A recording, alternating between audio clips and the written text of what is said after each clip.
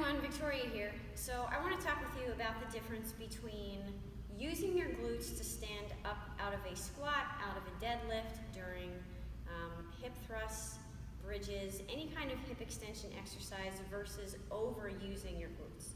So in my coaching classes, I see this kind of happening a lot with women. And when we have a tendency to overuse our glutes at the top of these movements or really squeezing hard, that can create a problem for us women and our lady bits.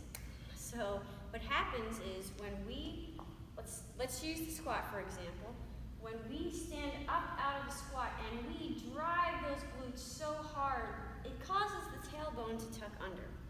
And this over time can weaken our pelvic floor muscles because it shortens them.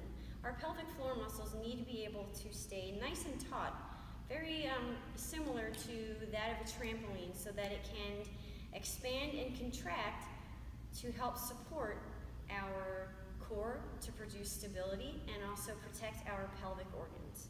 So one thing I want you to keep in mind when you are doing any sort of squats, deadlifts, hip thrusts, glute bridges, or any kind of hip extension exercises. Let's take the squat again for an example. When you stand up or when you go to finish your movement, I want you to use those glutes. I want you to squeeze them somewhat to help you produce hip extension.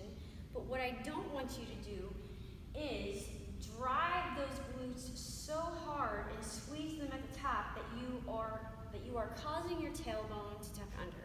So that's just another little tidbit for you to keep in mind to keep your core and your pelvic floor safe. Talk to you soon.